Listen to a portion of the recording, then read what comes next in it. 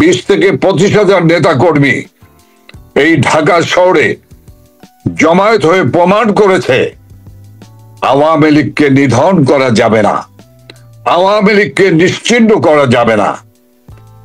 আমরা কিন্তু চূড়ান্ত লড়াইয়ের জন্য ডাক দেইনি। এটি ছিল, আমি বলতে পারি যে এ ধরনের একটি বিষয় ছিল। বিষয়টিকে আমি এভাবেই বলতে চাই বাড়ি ভাই, যে এটি ছিল আমাদের quarter final game, trial game ছিল। আমরা ইনশাল্লাহ এরপরে আমরা সেমিফাইনাল খেলবো এবং ফাইনালে এই অবৈধ সরকার ইউনূস সরকারকে আমরা আত্মসমর্পণ করতে আমরা বাধ্য করব। পুলিশের কিছু কিছু কর্মকর্তার অতি উৎসাহী মনোভাব আমরা দেখছি। তারা প্রেস কনফারেন্স করছেন, বলছেন কাউকে যদি বাড়ি ভাড়া দেয়া না হয়, কোনো মেসে হোটেলে ছাত্রলীগের কোনো নেতাকর্মী যারা থাকতে না পারেন, এই অতি উৎসাহী কর্মকর্তাদের উদ্দেশ্যে কিছু বলবেন? দেখেন বাড়ি ভাই, যে সকল পুলিশ কর্মকর্তারা অতি উৎসাহী হয়ে যারা বলছেন, যারা মাইকিং করছেন আমাদের নেতা কর্মীকে ধরে দেওয়ার জন্য, বাড়ি ভাড়া না দেওয়ার জন্য, ঘর ভাড়া, মেস ভাড়া, হোটেলে থাকতে না দেওয়া, তারা একবারও কি ভেবেছে যে আওয়ামী লীগের নেতা কর্মীর বাড়ির অভাব আছে, তাদের ঠিকানার অভাব আছে এই ঢাকা শহরে? এ করে তো আমাদেরকে দমানো যাবে না বা আমাদেরকে বিভ্রান্ত করা যাবে না। তবে দুঃখজনক কি জানেন, অনেক আহত ব্যক্তি আমাদের, অনেক গুরুতর আহত, তাদের চিকিৎসাটুকু থানায় থেকেও করতে দেওয়া হয়নি, এমনকি কারাগারে পাঠানোর পরেও কারাগারেও তাদেরকে কোনো চিকিৎসা করতে দেওয়া হয়নি। এই নিষ্ঠুর, এই জালেম, এই সরকার সকল নগ্ন রূপ, নগ্ন চেহারা তারা দেখে দিয়েছে। তবে আমি আপনার মাধ্যমে বলবো, রাজনীতি যা করছেন তার প্রতি উত্তরের জন্য তাদেরকে প্রস্তুত থাকতে হবে। এদেশ বাংলাদেশ, এদেশে আজকেও নাটোরে আমাদের কিছু এক নেতার বাড়িতে আগুন দিয়েছে। আজকেও এই দুদিন পর্যন্ত বিভিন্ন এলাকায় আমাদের নেতা কর্মীর বাড়িঘর উপর হামলা করছে, আমাদের নেতাদের উপরে হামলা করছে। আবার তারা মনে করছে যে তারা এইভাবেই অত্যাচার, নির্যাতনের স্টিম রোলার চালিয়ে তারা বৈতরণী পার হবে। আমি আপনাদেরকে আপনার মাধ্যমে নির্দ্বিধায় বলতে পারি যে আজকে যেভাবে লন্ডনের বাঙালি প্রবাসীরা ঝাঁপিয়ে পড়েছে, আজকে নিউ ইয়র্কের মানুষেরা যেভাবে মুক্তিযুদ্ধের চেতনার সপক্ষে বাঙালিরা যেভাবে ঝাঁপিয়ে পড়েছে, বাংলাদেশের মানুষ যখন ঝাঁপিয়ে পড়বে তখন ওরা পালাবার পথ পাবে না। কাজেই যে যা করছেন তার কর্মফলের জন্য তাদেরকেই প্রস্তুত থাকতে হবে।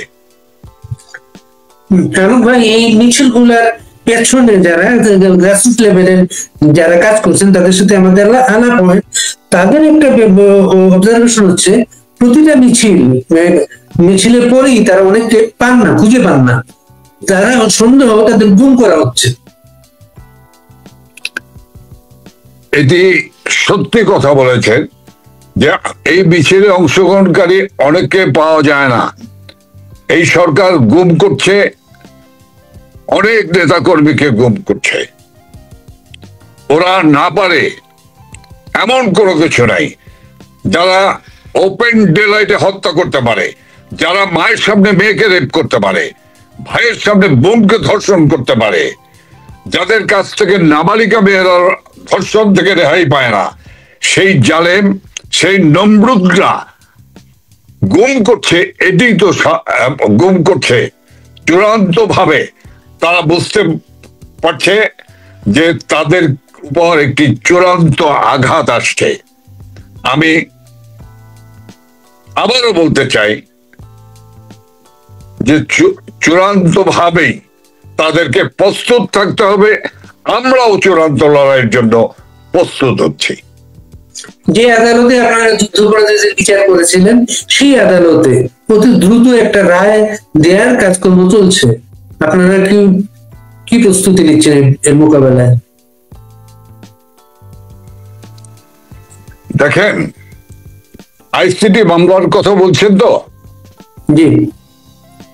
আইসিটি মামলায় নেত্রীকে একটি সাজানো আদালত, সাজানো সাক্ষী, সাজানো গল্প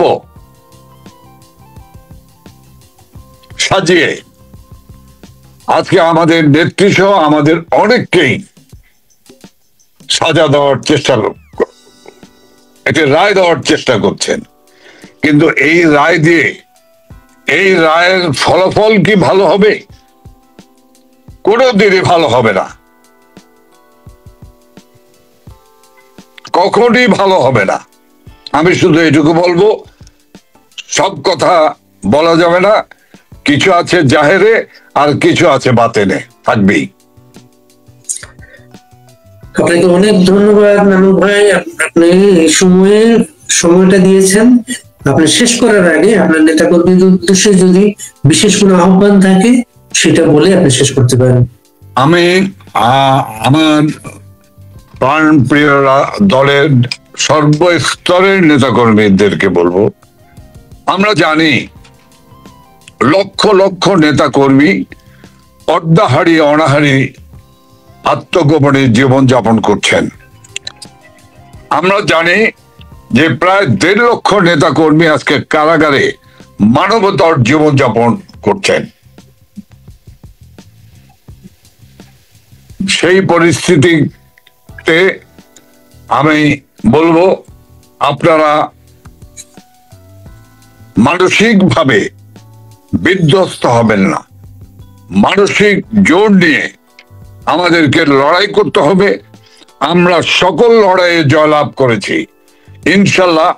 আমাদের প্রাণপ্রিয় নেত্রী প্রধানমন্ত্রী শেখ হাসিনার নেতৃত্বে এবারের লড়াই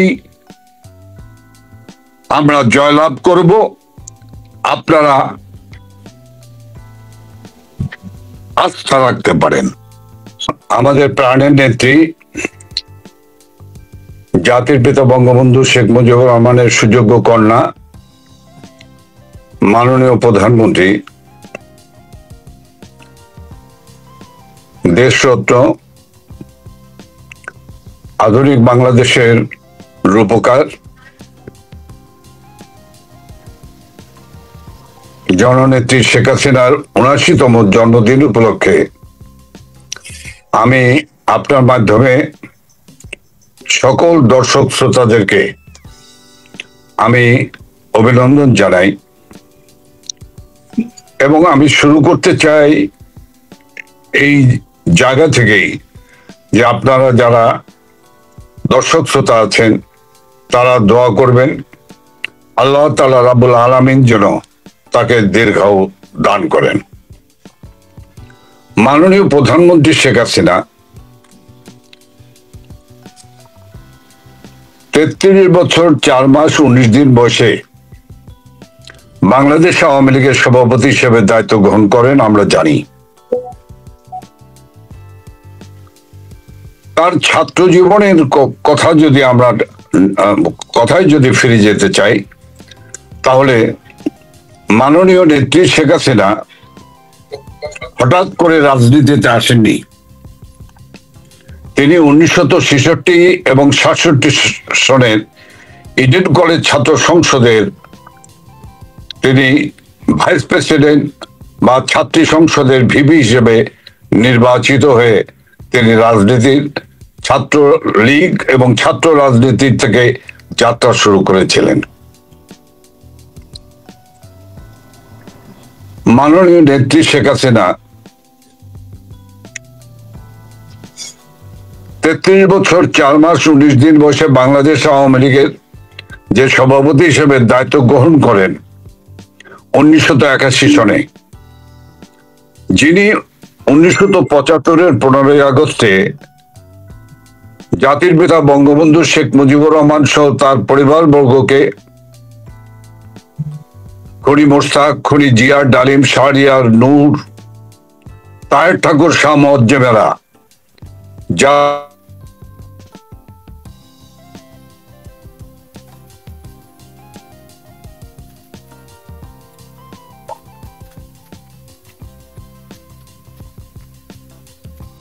আপনার সাউন্ডটা অফ হয়ে গেছে, আপনার সাউন্ডটা শোনা যাচ্ছে না ভাই। এখন কি শোনা যাচ্ছে বড় ভাই? এখন শুনতে পাচ্ছি ভাই। আচ্ছা, আমি খুব সংক্ষিপ্ত ভাবে এই দু একটি কথা বলতে চাই। সেটি হলো যে সেদিনে বাংলাদেশ ছিল আওয়ামী লীগ নিধনের বাংলাদেশ 75 থেকে 81। সেদিনে বাংলাদেশ ছিল মুক্তিযুদ্ধের চেতনা নিধনের বাংলাদেশ। সেদিনের বাংলাদেশ ছিল এক হত্যার লীলভূমিতে পরিণত হওয়া এক বাংলাদেশ। সেই বাংলাদেশে আমরা যারা সেদিন লড়াই সংগ্রাম করেছিলাম ছাত্রলীগ কর্মী হিসেবে, আমাদেরকে কারাগারে নিক্ষেপ করেছিল। আমরা দীর্ঘ সময় ধরে কারাগারে ছিলাম, কিন্তু সারা বাংলাদেশ সেদিনের ছাত্রলীগ সংগঠিত করেছিল। এমন একটি সময় বাংলাদেশ আওয়ামী লীগ সেই মুহূর্তে ছিল আভ্যন্তরীণ রক্তক্ষরণ। সে আভ্যন্তরীণ রক্তক্ষরণের কারণে 1981 সনে হোটেল ইডেনে অনুষ্ঠিত কাউন্সিলে বাংলাদেশ আওয়ামী লীগের সভাপতি হিসেবে নির্বাচিত হন বঙ্গবন্ধু কন্যা, যার ধমনীতে বঙ্গবন্ধুর রক্ত প্রবাহিত, সেই রক্তের উত্তরাধিকার প্রাণের নেত্রী শেখ হাসিনা। আজকের আমাদের প্রাণের নেত্রী শেখ হাসিনা সেদিন সেদিনের বাংলাদেশে বন্দি গণতন্ত্রকে ও ভোট ও ভাতের অধিকারকে বাংলার গণমানুষের কাছে দোরগোড়ায় পৌঁছে দেওয়ার জন্য নিরন্তর লড়াই সংগ্রাম করেছেন। এই নিরন্তর লড়াই সংগ্রাম করেছেন তিনি। বাংলার এই প্রান্ত থেকে ও প্রান্ত চারণের বেশি ঘুরে বেরিয়েছেন। আর এই ভোট ভাতের অধিকার প্রতিষ্ঠার লড়াই করতে গিয়ে তাকে 2024 সনের 5ই আগস্ট পর্যন্ত 22 বার তাকে হত্যার চেষ্টা করা হয়েছে। 21শে আগস্ট 2004 সনের গ্রেনেড হামলা, বিএনপি জামাত খালেদা নিজামী তারেকের পরিকল্পিত হত্যার পরিকল্পনা, দেশরত্ন শেখ হাসিনাকে গ্রেনেড মেরে, যে আর্জেন্ট গ্রেনেড যুদ্ধে ব্যবহার হয়, রণাঙ্গনে ব্যবহার হয়, সেই পাকিস্তানি আর্জেন্ট গ্রেনেড ছুড়ে নেত্রীকে সেদিন হত্যা করার চেষ্টা করা হয়েছে। কিন্তু নেত্রীকে হত্যা করা যায়নি। ঠিক তেমনি ভাবে 2024 সনের 5ই আগস্ট যে মেটিকুলাস ডিজাইনের মধ্য দিয়ে এই খুনি ইউনূস, অর্থ লিপসু ইউনূস, রক্ত পিপাসু ইউনূস জঙ্গিদেরকে সাথে নিয়ে পরিকল্পিত ষড়যন্ত্রের মধ্য দিয়ে 5ই আগস্ট আবার চূড়ান্ত ভাবেই নীল নকশা করেছিল আমাদের প্রাণের নেত্রী প্রধানমন্ত্রী শেখ হাসিনা, এবং তার সাথে ছিলেন আমাদের শ্রদ্ধেয় বঙ্গবন্ধুর ছোট কন্যা শেখ রেহানাকে হত্যা করার চেষ্টা। তিনি এবং শেখ রেহানা আপা জীবনে রক্ষা পেয়েছিলেন। আমাদের প্রাণের নেত্রী শেখ হাসিনা ইতিহাসের সবচেয়ে দীর্ঘ সময় ধরে দায়িত্ব পালন করা একজন প্রধানমন্ত্রী। তিনি মোট 8 বার সংসদ সদস্য নির্বাচিত হন। তিনি 1986 থেকে 1990 এবং 1991 থেকে 1995 পর্যন্ত বিরোধী দলের নেতা হিসেবে পবিত্র দায়িত্ব পালন করেন।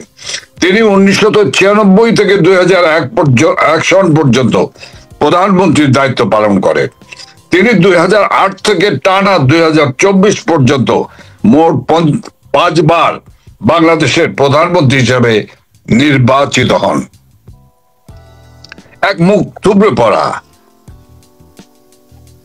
ধ্বংস হওয়া দেশ, সামরিক শাসক এবং সামরিক স্বৈরাচারীদের কবলে পড়া বাংলাদেশ, সেই ধ্বংসপ্রাপ্ত বাংলাদেশকে তিনি নতুনভাবে যাত্রা করেছিলেন। প্রধানমন্ত্রী হিসাবে তিনি সেই বাংলাদেশকে নতুন করে সাজিয়ে তুলেছিলেন। তিনি তরুণ সমাজকে স্বপ্ন দেখিয়েছিলেন। তিনি বাংলাদেশকে ডিজিটাল বাংলাদেশে প্রতিষ্ঠা করেছিলেন। তিনি বাংলাদেশে একটি উন্নয়নের রোল মডেল পরিণত করেছিলেন। আমাদের প্রাণের নেত্রী প্রধানমন্ত্রী শেখ হাসিনা বাংলাদেশে এই সামরিক শাসকদের জাতাকলে পড়ে রাষ্ট্রের যে প্রতিষ্ঠানগুলি ধ্বংস হয়ে গিয়েছিল এবং বিশৃঙ্খলা ছিল সেই প্রতিষ্ঠানগুলিকে তিনি শৃঙ্খলায় ফিরিয়ে এনেছিলেন। একটি সুশৃঙ্খল বাংলাদেশ তার নেতৃত্বে এগিয়ে গিয়েছে। এক শান্তিময় বাংলাদেশ প্রতিষ্ঠিত হয়েছে। তিনি বাংলাদেশের 1 ইঞ্চি জমি কাউকে ছাড়েননি, বরঞ্চ তিনি বাংলাদেশে সমুদ্র সীমা অর্জন করেছে। আদালতে রায়ের মধ্য দিয়ে এক নূতন বাংলাদেশের সীমানা নির্ধারণ করেছেন। তিনি যে ছিটমহল নিয়ে রাজনীতি হয়েছে, কেউ তা সমাধান করতে পারেননি। আমাদের নেত্রী প্রধানমন্ত্রী শেখ হাসিনা সেই ছিটমহল এনে বাংলাদেশে এক ইতিহাস সৃষ্টি করেছিলেন। বাড়ি ভাই, আমি দীর্ঘক্ষণ বক্তব্য দেব না। আমি শুধু বলবো যে একটি ষড়যন্ত্র, জাতীয় এবং আন্তর্জাতিক ষড়যন্ত্রের কবলে পড়ে একটি নির্বাচিত সরকারকে ক্ষমতাচ্যুত করা হয়েছে। আজকে মাননীয় নেত্রী শেখ হাসিনার নেতৃত্বে আজকে বাংলাদেশ এগিয়ে চলেছে। আমি বিশ্বাস করি আমাদের প্রাণের নেত্রী শেখ হাসিনা এই বাংলাদেশ, যে বাংলাদেশে আবার আওয়ামী লীগকে নিশ্চিহ্ন করার চেষ্টা, মুক্তিযুদ্ধের চেতনাকে ধ্বংস, জয় বাংলা স্লোগানকে নিষিদ্ধ, আওয়ামী লীগকে নিষিদ্ধ করা, ছাত্রলীগ, বাংলাদেশ ছাত্রলীগকে নিষিদ্ধ করে যারা এক পাকিস্তান সৃষ্টি করার চেষ্টা করছে, আমি বিশ্বাস করি মাননীয় নেত্রী শেখ হাসিনার নেতৃত্বেই, প্রধানমন্ত্রী শেখ হাসিনার নেতৃত্বে বাংলার বাঙালি, মুক্তিযুদ্ধের চেতনায় সমৃদ্ধ বাঙালি জাতি আবার বাংলাদেশকে ফিরিয়ে আনবে এবং বীরের বেশে মাননীয় নেত্রী প্রধানমন্ত্রী শেখ হাসিনা ফিরে যাবেন তার জননী জন্মভূমিতে। বাংলাদেশ ধ্বংস হওয়া ইউনূসের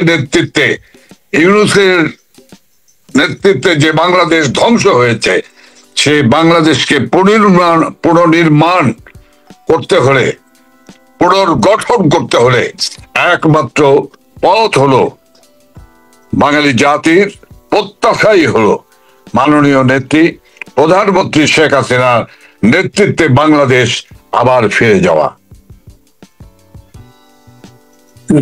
ভাই, অনেক কয়েক হাজার মানুষ আপনার নেতা কর্মীরা দেখছেন, তারা কিন্তু তৃণমূলের নেতা কর্মীরা একটা দিক নির্দেশ চাচ্ছেন আপনাদের কাছে।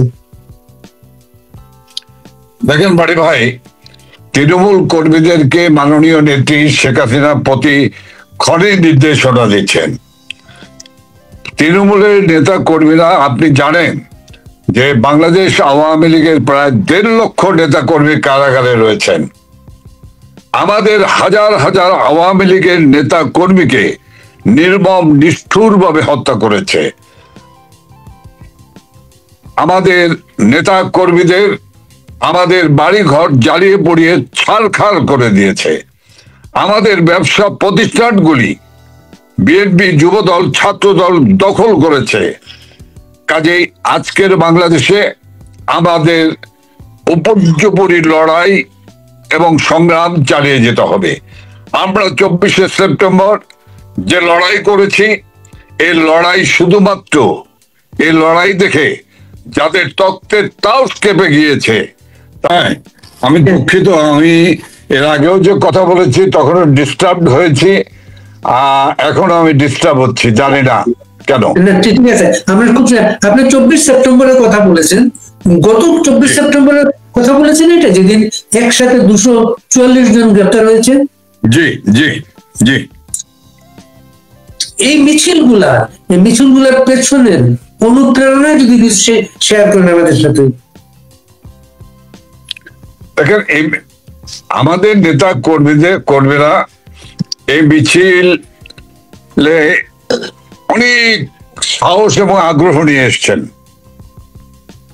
এবং তারা শেষ তক, তারা যখন আমাদের নির্দিষ্ট গতিপথ, অর্থাৎ আপনাকে বলবোই আমি যে ফার্ম গেটের আনন্দ সিনেমা হল থেকে গ্রিন রোড হয়ে পান্থপথ হয়ে আমাদের ডেস্টিনেশন লক্ষ্য ছিল ঐতিহাসিক সেই বাসভূমি 32 নম্বর, যে বাসভবনটি এই খুনি ইউনুসরা বুলডোজার চালিয়ে গুড়িয়ে দিয়েছে। ইতিহাসের সাক্ষী সেই বাড়িটি পর্যন্ত আমাদের যাওয়ার পরিকল্পনা ছিল। ওরা টের পেয়ে পুলিশ, আইন শৃঙ্খলা রক্ষাকারী বাহিনী, আমি নাম নাইবা বললাম, সেই বাহিনীগুলির সবাই ঝাঁপিয়ে পড়ল। এমনকি একযোগে বিএনপি, যুবদল, ছাত্রদল, জামাত, শিবির, সব এনসিপি সব একযোগে তারা ঝাঁপিয়ে পড়ল। আমাদের নেতাকর্মীরা, একটা অভিযোগ আছে যে আপনাদের ভেতর থেকে কেউ তথ্যটা ফাঁস করে দিয়েছে, একটা অভিযোগ আছে। দেখেন, সেটা তো আলোচনা সাপেক্ষে। আমরা তো অবশ্যই এটি আমাদের কোন জায়গাটায় ভুল ছিল অথবা ছিদ্র ছিল, সে বিষয়গুলি তো আমরা আলোচনা করব এবং পরবর্তী কর্মসূচিতে আমরা চেষ্টা করব সেই বিষয়গুলিকে আমরা সতর্কতা রক্ষা করার জন্য।